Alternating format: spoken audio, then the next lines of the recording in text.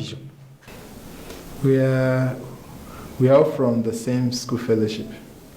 And what is your occupation? Presently, I'm a school teacher. A school teacher? Yes, sir. So you want to leave your teaching profession in order to become a dramatist?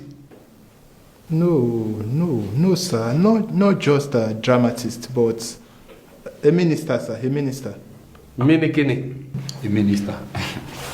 Will you not be dramatizing? Eh? Yes. My friend, you are just a dramatist. Òṣèré lásán ni ẹ́. Òṣèré ni. Òṣèré pọ́nbélé ni.